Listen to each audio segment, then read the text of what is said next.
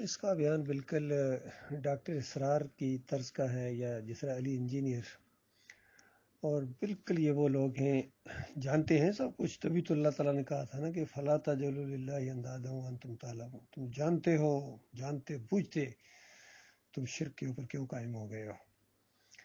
اور پھر نبی علیہ السلام نے فرمایا ہر نبی کے ہر دور کے اندر حواری گزرے ہیں جنہوں نے نبی کا ساتھ دیا، اور نبی کی وفات کے بعد بھی وہ اسی طرز عمل پر قائم رہے. اس کے بعد جو اگلی نسل جب آئی تو کہتے وہ تھے جو کرتے نہیں تھے، اور کرتے وہ تھے جس کا حکم نہیں دیا گیا تھا. یہ بڑے گہرے الفاظ ہیں، ایک نبی ہی کے منہ سے یہ الفاظ نکل سکتے. کہتے وہ تھے جو کرتے نہیں تھے، کرتے وہ تھے جس کا حکم نہیں دیا گیا تھا. آپ خود سوچیں کس طرح کے لوگ ہوں گے.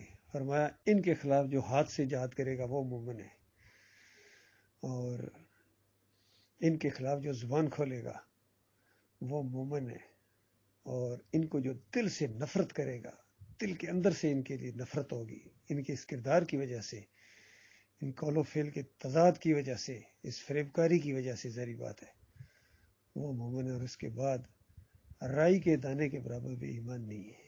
یعنی ان لوگوں اس طرح کے جو کردار ہیں، ان کے ساتھ اگر دل سے کوئی عقیدت رکھتا ہے تو سمجھ لیجیے اس بندے کے اندر رائی کے دانے کے برابر بھی ایمان نہیں ہے.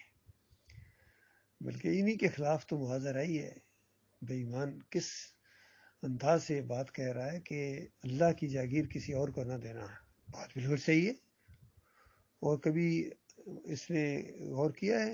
خود اس نے اور اس کے اکابرین نے، بلکہ قریب کے اکابرین نے، دور کے نہیں، بالکل اس کا میرے خیال میں یہ اس کی بیوی کا نانا ہے یا دادا، عبد القادر روپڑی مولوی، بہت بڑا تعویذ گنڈے کا کاروبار دالگنا چوک لاہور میں بہت بڑا ان کا اڈا ہے، شرک کی فیکٹری ہے ان کی اہل حدیثوں کی. اور پھر ان کے جتنے عقائد کی خرابیاں ہیں وہ بھی ان کے سامنے لائی جاتی ہیں.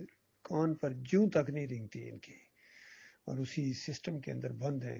اس کا ایک کلپ میں نے سنا، بڑے فخر سے کہہ رہا کہ میں بہت بڑا مولوی ہوں، یعنی میں مولویوں کے جوتے اٹھانے والا اور لوٹے اٹھانے والا، مولویوں کے ہم نے ماریں کھائی ہیں. چٹا ہوا مولوی ہے یہ، کہتا وہ ہے جو کرتا نہیں ہے، اور کرتا وہ ہے جو بتایا نہیں گیا تھا. بہرحال بھائی اس طرز عمل سے اللہ تعالیٰ اپنی پناہ میں رکھے.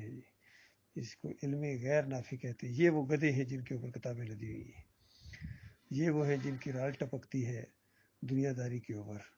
سورہ الاعراف کے اندر بھی ایسے لوگوں کا ذکر آیا ہے جن کو اللہ نے اپنی ایجاد کا علم دیا لیکن انہوں نے صبر نہیں کیا ہے، اور پھر دنیا کی طرف جھکے ہیں. یہ دنیا کی طرف، دنیا تو خالص دنیا دار ہے. یہ قاسم علی شاہ کی طرح اور اس طرح کے جو لوگ ہیں، پبلک سپیکر ٹائپ لوگ ہیں، انہوں نے یہ پبلک سپیکنگ سیکھی ہے دنیا میں شہرت حاصل کرنے والے کے لیے، تالیاں بجوانے کے لیے. تو ظاہر بات ہے تالیاں تو بجی ہیں. ڈاکٹر ذاکر نائک بھی اسی طرح کا ہے، سمجھ لیجیے. اللہ تعالیٰ ایسے طرز عمل سے اور اس انجام سے اپنی پناہ میں رکھے.